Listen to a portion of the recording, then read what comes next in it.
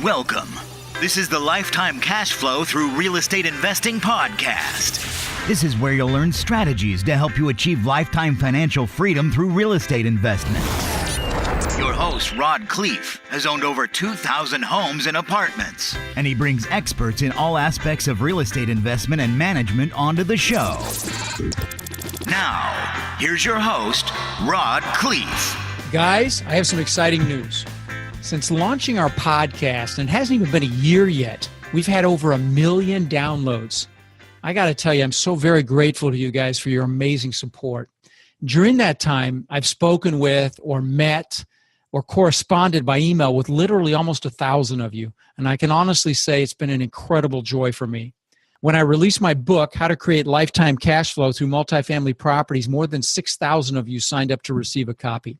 Well, today, I'm excited to announce that within a few weeks, we'll be launching what I can humbly say is the best multifamily training and coaching program available anywhere. We've carefully designed our program to include a comprehensive online course, coaching, accountability, motivation, an online members area, tickets to a live event, and we've packed it with a ton of other valuable tools and resources designed to help you quickly crush it in this business, to help you get to lifetime cash flow as quickly as possible.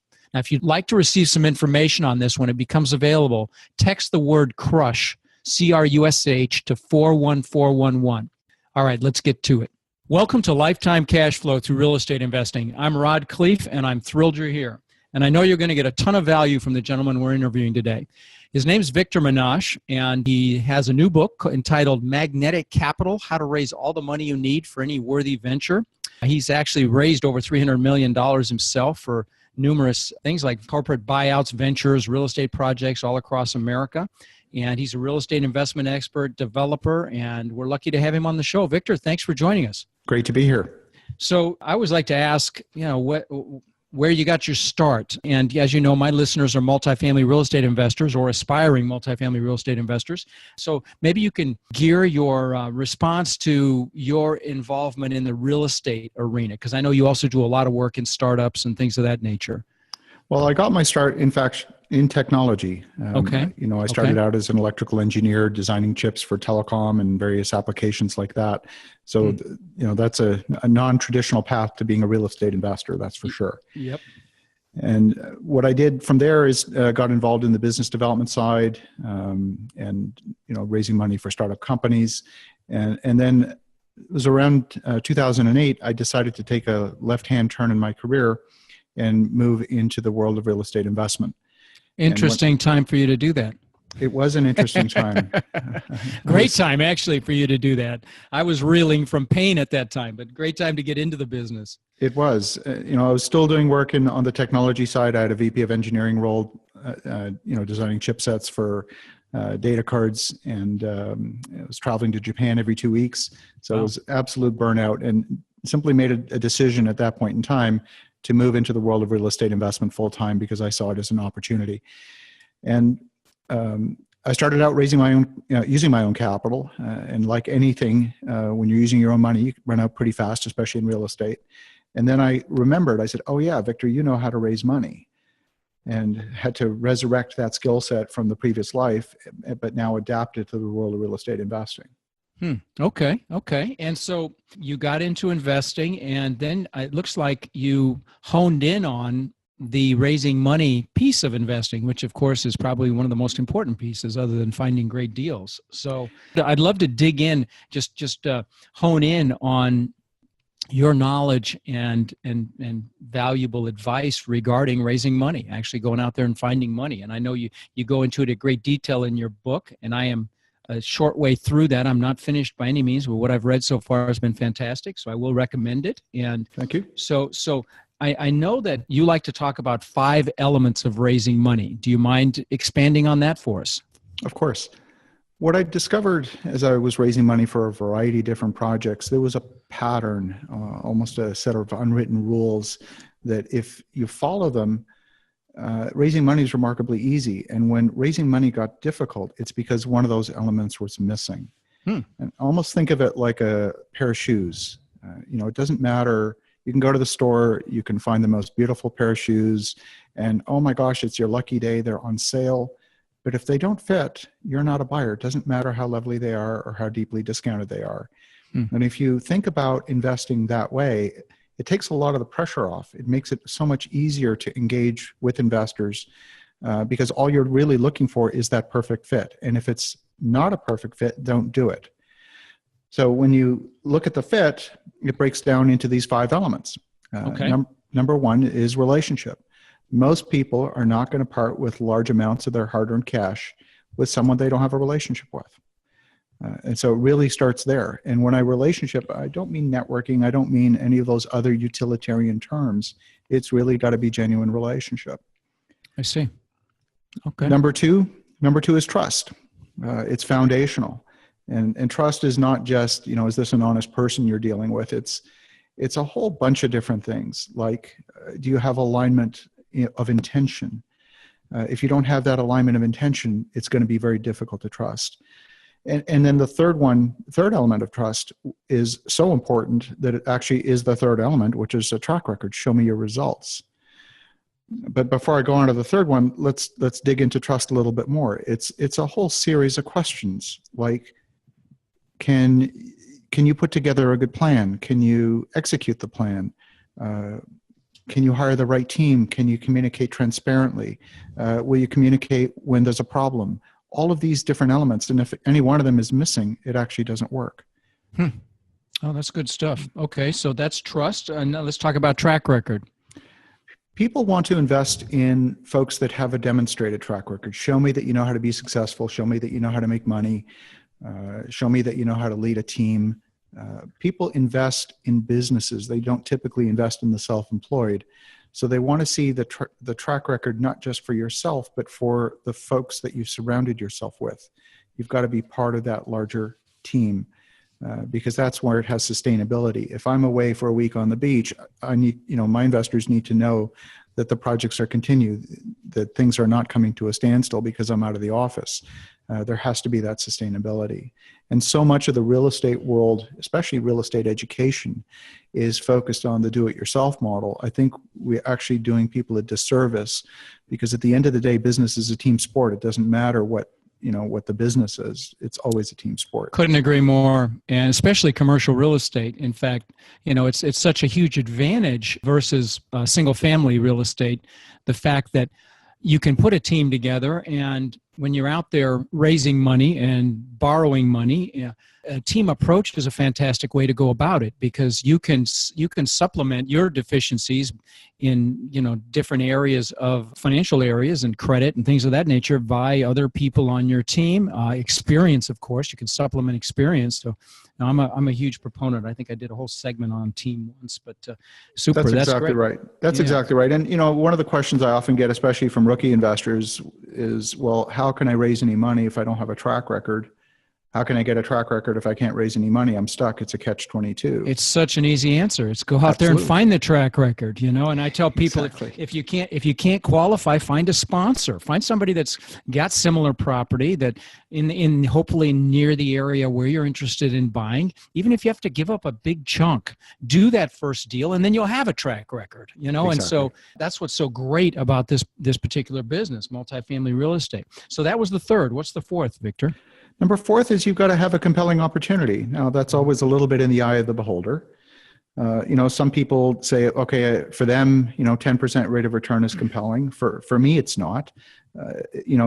Some people specialize in a particular asset class. If, maybe they only do medical office buildings or maybe only industrial or whatever.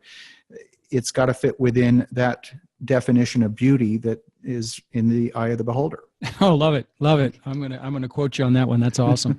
No, that's great. And the fifth one, and then I want to ask you how you go about qualifying a prospective investor. But so I don't want to lose sight of that question. But what's the fifth one? And the fifth one is alignment. And alignment is really all of the other elements of assessing that perfect fit. And alignment breaks down into about another 7 or 8 very specific criteria. So it's things like, what is the size of the investment? What is the length of the investment? How long is the money going to be tied up for? What's the rate of return? What is the security? What is the risk? What's the control structure? What is the tax consequence of the investment? and on and on. There's about 7 or 8 of them. And if you don't have a perfect fit on those elements, it's going to be very difficult. And oftentimes it's seductive because it looks like you've got a majority fit, and it's not enough. You actually have to hit on all of those. No kidding. Perfect fit. Well, that's very sound advice. So let's talk about how you go about making sure you have that perfect fit. Do you have any information in your book about how to begin that conversation or how to make sure that you're aligned? I'm big on checklists. Is there anything like that, or maybe you can speak to it a little bit? It really starts with a conversation with the investor and asking them what they are looking for. The more sophisticated the investor, the more rigid they're typically going to be on what that criteria are. The less sophisticated investors don't have those goals as clearly defined. So when you know what that investor is looking for, for example, I have someone who is a long-term investor. He knows that if his money is at work, he's making a return. If the money's sitting on the sidelines, it's earning essentially zero. So he wants to put his money in. He'd like to keep it in for 5 years, and he wants it working. It doesn't have to be the highest rate of return, but he always wants it working. That's his criteria. I have another investor that wants to turn their money every 6 months. Right. I'm not going to give my 5-year guy a flip, and I'm not going to give my 6-month guy a long-term hold. It doesn't make any sense. No, so that's very important. So that's super. Any other really big criteria that you might suggest getting answered in that initial conversation, besides the length of the hold? Oftentimes, the biggest question that comes up. There's different class of investors, but one question that often comes up is the question of risk. Okay. And risk, together with security, defines safety. And let me break that down into what that really means. So risk is, what is the likelihood of something going bad? The security is, how secure are you in the investment? So let's say I'm a lender, I'm a 10% loan to value. I really don't care what the risk is because I'm extremely secure. Sure. If I have to foreclose, I'm going to get my money back and then some. If I'm at 90% loan to value, then I'm going to be assessing the risk much more closely because the combination of risk and security is a lower factor of safety. So you got to look at the two of those together. Okay. The second one that often comes up, in particular when you're dealing with larger money, is the whole question of how much money are you putting to work? When you're dealing with very deep-pocketed investors, their scarce commodity is not money, their scarce commodity is time. So they have a certain number of deals they can do in a year, and they may have an investment minimum. It might be $5 million, might be $8 million, something like that, where if it's anything less than that, it's not worth their time and it's not worth the paperwork. So oftentimes you're dealing with a situation where you might be presenting something that's simply too small, and the conversation ends up being something of the form, well, how about we do a small get acquainted project or something like that, just to see if there's some way to create a fit. But if there isn't that fit, move on. Don't waste people's time. Don't try and create a force fit. Oh, good advice. Good advice. Any last comment on that, on the fit, or those are the big ones? Those are the big ones. I guess the other thing is if once you know what the investor is looking for, you actually have a fair degree of latitude in terms of how you package your investment offering. Now, if you're doing a syndication and you're bringing in 10 or 15 investors, you're not going to do 10 or 15 different private placement memorandum. It doesn't make any sense. Right. You're going to put everyone under a single model. But you might have two. You might, for example, have a debt offering and you might have an equity offering. And so for the debt offering, you figure out what the sweet spot is for the investors that you're working with. You do the same thing on the equity side, and you try and get a best match for that. And there will be folks for whom it doesn't fit. And if it doesn't just for my listeners, just so that they understand what we're talking about here. So an equity offering would be raising money for the down payment, the renovation costs, all the out-of-pocket expenses, and typically getting financing, but not always. Sometimes you can just totally raise equity and purchase a property cash using equity. But now debt offering is, and so in an equity offering, that your investors have a piece of equity. So Correct. for example, in my funds, we offer a 50% equity position, and our goal is to refinance in 5 years, get a return of capital to our investors, and they stay in with that 50% equity position even once they've had their capital return. So that's an equity investor. Now, debt investor would be just like it sounds. They're acting like a bank. They're loaning money to the investment at a rate of return. They don't have an equity position, and they're just looking for a rate of return secured by real estate. So let me ask you a question, Yes. Victor. Do you find I would guess that you find it's easier to raise equity than debt. Is that an accurate statement? Not necessarily. No? No, not necessarily. Okay.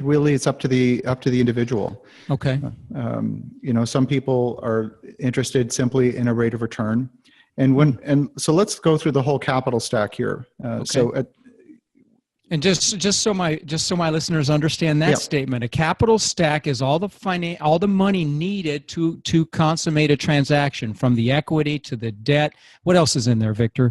So we'll start at the top with what's called the senior debt, and this is typically the bank debt. It's called senior debt because it's in the first lien position.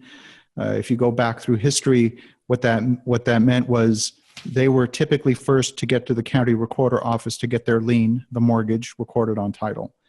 And so that's the senior debt. They're in first position. They have the most seniority and basically the rights. They're first in line to get. They're the most paid. protected. They're the most protected. Right. The second lien position, if there might be secondary debt, sometimes a vendor take back or seller financing will be in second lien position. Sometimes if you have debt investors, they might be in second lien position. And in banker terminology, they sometimes call that mezzanine money. Right. Or they might abbreviate it. They may call it mezz. Mm-hmm. So if you want to get familiar with the lingo and someone says, I need 10% mezz, that means that they're looking to raise 10% in that second lien position. And then finally is the equity. And that's, the banks are typically looking for the principals in the project to have skin in the game, to put up equity along with the other investors. And that percentage of equity is something the lenders typically look hard at as part of the safety for the project. Okay. And so guys, what he's talking about here on that capital stack as well is, I know you've heard me, or maybe you've heard my interviews with a couple of the people I interviewed, where they actually were able to get a seller to carry a second mortgage, and were able to get into. I remember one kid I interviewed in Michigan. I forgot his name.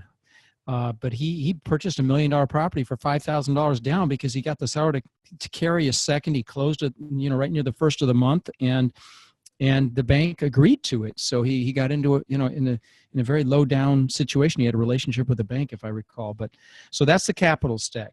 Correct. Okay. So next question, you've been known to talk about what people do to actually repel money. Can you expand on that a little bit? This comes into the realm of almost human relationships. And, if you think about the traditional relationship, maybe, a couple get together, they go out on a first date, maybe, they spend time together, they, long way down the road, they maybe get married, start a family. That's a natural process that takes a long period of time. If you try and accelerate or skip steps in that process, you go from a very natural progression to creepy in a heartbeat. And so my advice is don't skip steps, because if you skip steps, you're going to creepy. And so what are those steps? Don't force it. Simply don't force the progression of the relationship. For example, if I'm meeting somebody for the first time, I'm not even going to talk about business until maybe the 6th or 7th meeting. Now, if they bring it up sooner, we can accelerate it, but I'm not going to push it. This is not hunting. It's more like farming. You really need to nurture it. Love that. That's a great analogy. And you're absolutely right. We all hate those people that, the first thing out of their mouth is, "Hey, I'm doing real estate deals. You want to invest?" You've got to develop a relationship first. You've got to develop trust and rapport. And I'm not sure I agree that you have to wait till the 7th meeting, but hey, if once you've established a relationship. They know what you're doing, but it's very subjective. And you're going to know, if you trust your intuition and you're a decent communicator, you're going to know when you can bridge that or discuss, something of that nature. And you're right. Don't short circuit that process. Okay. Well, that's great. And look, sometimes the investor themselves is going to accelerate the conversation. I had lunch one time with a gentleman who had just moved here from Africa. He had a lot of money. He came in on an investor visa. He was flush with cash and looking to put it to work. Took him out for lunch on my sailboat. After lunch, after we barbecued some chicken, he said, "Okay, down to business." So I said, "Okay." And so we got down to talking about projects, but he set the timetable. I didn't. Oh, okay, that's great. That's a great tip. Okay, so the next thing you're known for talking about is to raise funds but not ask for money. Could you expand on that comment? When you ask for money, it almost seems like you're desperate, and desperation is never attractive. I mean, the women in the audience will relate to that instantly. So don't appear desperate, number one. And so I really don't ask for money. What I do is I offer people with whom I have a relationship an opportunity to collaborate on a project. That's a very different posture. That's a whole mindset difference. And exactly. And, okay, and that's great. So you offer people the opportunity to collaborate on a project if they're interested. No sell, no. If you're interested, great. Let me know. If not, great. Let's have drinks. That's exactly right. Because at the end of the day, it would in fact be disloyal to someone with whom I have a meaningful relationship not to offer them the opportunity. I love that. Love that. You're doing them a disservice because you've got this incredible opportunity. And if you don't tell them about it, then how would they ever know or be able to capitalize on the opportunity? I love that. And that's a great attitude to take about this, guys, is you have an opportunity. And if they don't want to take advantage of it, absolutely no problem. But if you don't tell them about it, you're doing them a disservice. Love it. Absolutely love it. So how do you invest like a billionaire if you're not? I know that's something else you talk about. Here's the approach that we're taking for a lot of our developments. There's a large group of investors out there looking for deals. And my attitude is that most great deals are not found, they're created. And there's a very big difference between the two. Okay, I want you to expand on that for sure. If you look at any multi-unit project that's out there, that's 250 units and above, anything that's appearing on the market today, if it appears on LoopNet, on the commercial MLS, there's going to be multiple offers. It's almost a fact of life today. I mean, I placed an offer last year on a 496 unit complex in Tyler, Texas, and there were 20 offers on the property. I never want to be the winner, with 19 other bidders, unless I know something the other 19 don't.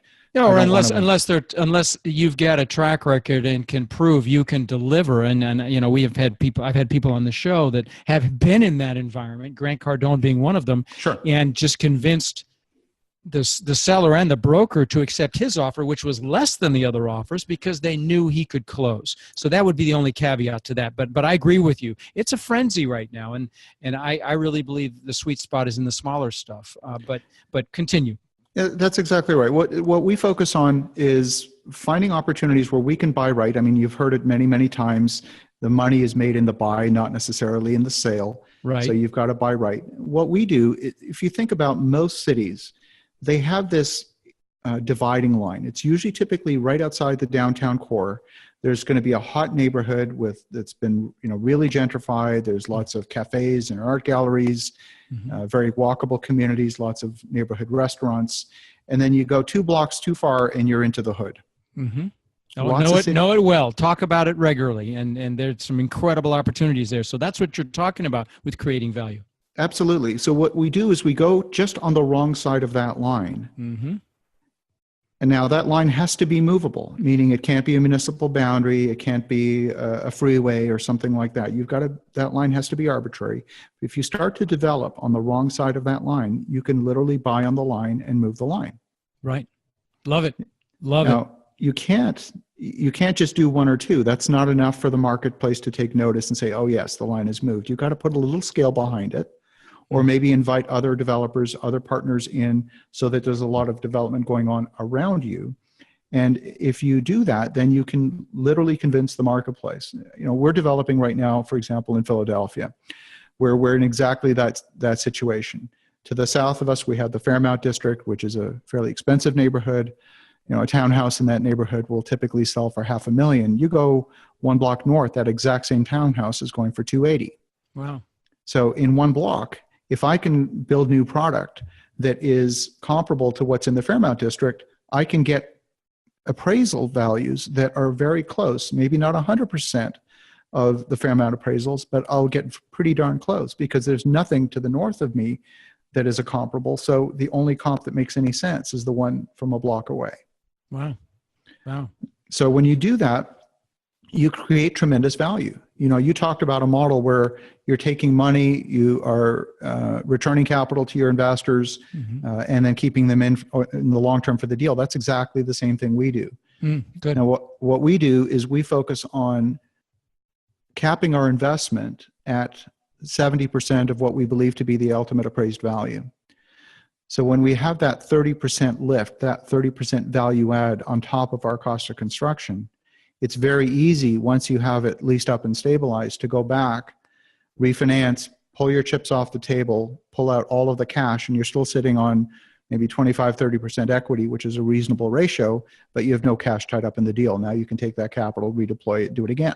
That's a great business model. And that's a sophisticated business model. And you've got to have a good team put together. You've got to have a great general contractor. And you're actually building from the ground up, or are you converting? Yes. Okay, so that's a pretty sophisticated business model. It might be a little too much for some of the people that listen to my show, but it doesn't mean to say you can't ultimately do it. And if you put the team together, a team that has done it, you can absolutely do it. How many units are you doing in that particular project that you just referenced? Right now, we have 4 10-unit buildings under construction right now as we speak. Fantastic. So, and same general area? Yeah, all within like a 3-block radius. Yeah. So you're moving the line yourself. Correct.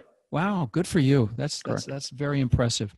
Well, listen, Victor, I'm very grateful that you were on the show, and you've definitely added value. And guys, check out his book, Magnetic Capital: How to Raise All the Money You Need for Any Worthy Venture. And is that on Amazon? It's not on Amazon yet. We're actually doing a formal launch in May. They can order it from magneticcapitalbook.com. Magneticcapitalbook.com. Awesome. Well, I definitely think there's going to be a ton of value in that book. And Victor, I'm very grateful to have you on the show. It's been my pleasure. All right. Take care. Thank you. Thank you. Take care.